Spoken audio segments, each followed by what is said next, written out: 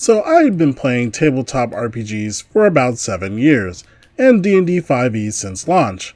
A friend of a friend was running his first ever game as a GM, and all of his players were also first-time tabletop RPGers. They had been watching Critical Role for years and wanted to give D&D a spin. Knowing I had my stripes, the GM called me in as a favor. Play with these guys, help them with combat, rules, and tactics, and be generally a stabilizing force in the group. Also, they needed a fourth member. I come in as a level 4 Tabaxi Kinsei monk. The rest of the party were a standard Dragonborn Oath of Devotion paladin, a half-elf hexblade warlock, and the subject of our tale. I do not begrudge an edgelord. We've all been young. We've all made that one edgy boy. It's endearing, in a way. We all need to get that Captain Trenchcoat katanas out of our system. It's cathartic. But this was just a step beyond. The player, whom I will name Bryce, made a half-human, quarter tiefling, quarter Asimar, whom I will name Edge.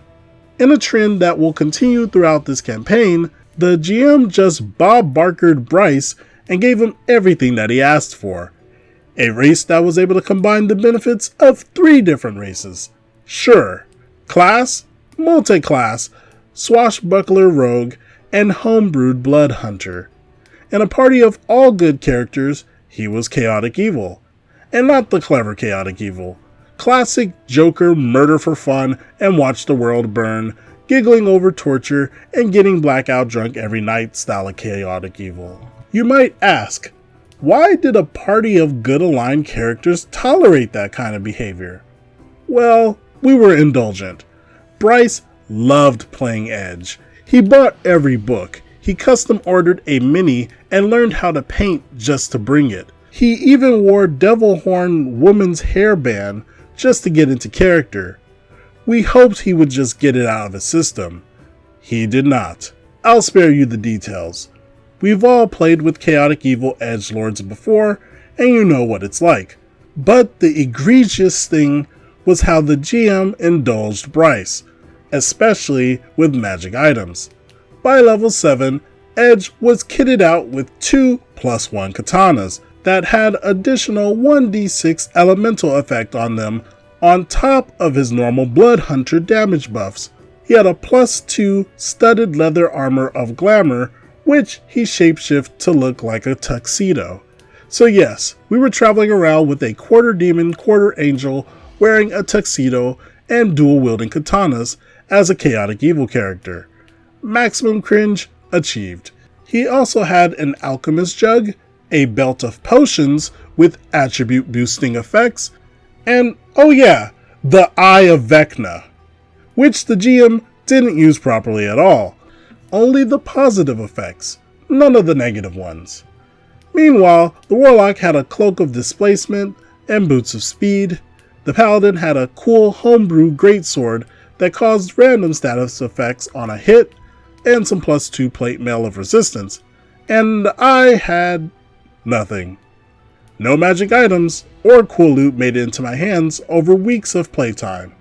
I asked the GM and he said, well, you don't really need any. You don't wear armor and your weapons are naturally magical. As if the core benefits of my class just precluded me from getting anything. Which brings us to the event that you all came here for.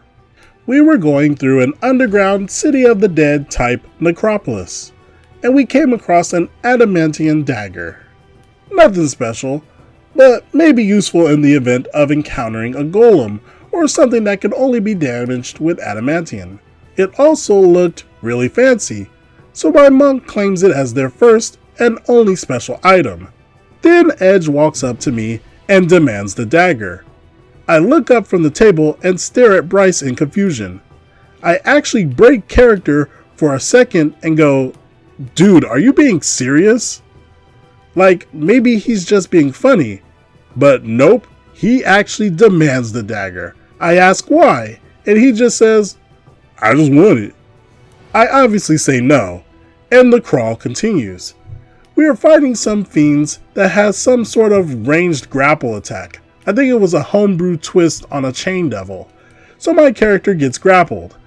On Edge's turn, he walks up to me and puts his electrified sword against my throat and demands the dagger, or he'll kill me right there.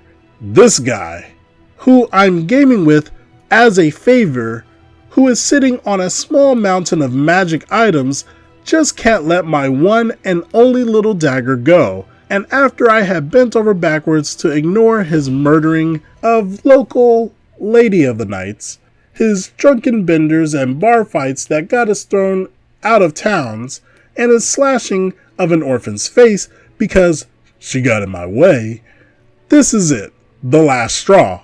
I smile and give up the dagger. We finish the fight, get back to town, and as usual, Edge gets blackout drunk and passes out in his room. I pass the GM a note, something like, I sneak out my bedroom window and climb over Edge's room, sneaking inside. Since he's blackout drunk, I feel he should probably have disadvantage on perceiving me.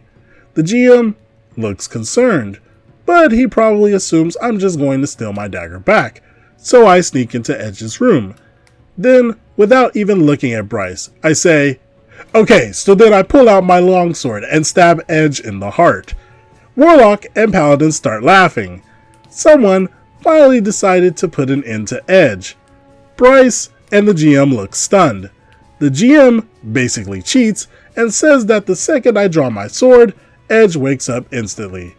Also, he slept in his armor, holding his weapons. Fine. Squares off without any debuffs due to being blackout drunk 5 seconds ago, and we duel. Bryce is actually mocking me.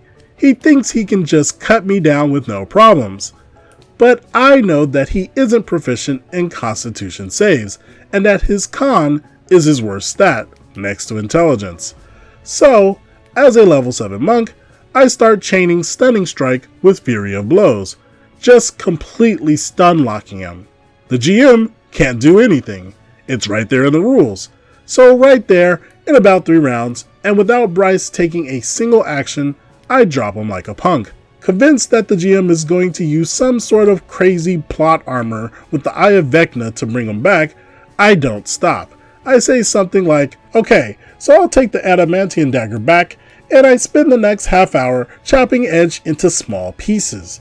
That included cutting out and smooshing his eyes. I took all the body parts, piled them on the bed, tied the sheets into a bundle, cleaned up myself with prestidigitation.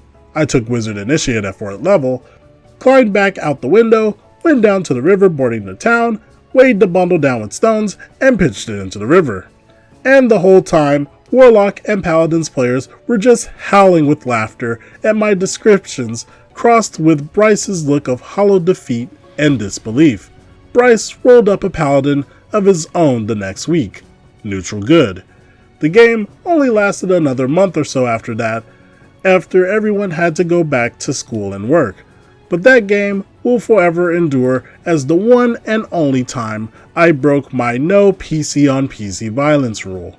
Also, I threw his magic items in the river as well, because nothing punctuates a murder quite like spite. I feel that this might be a legitimate it's what my character would do situation. I really don't understand why the DM was so favorable to Bryce, but then again, we see it all the time. Pure greed can lead you to your own undoing, and it looks like Bryce ended up pressing his luck. But what do you all think about this situation?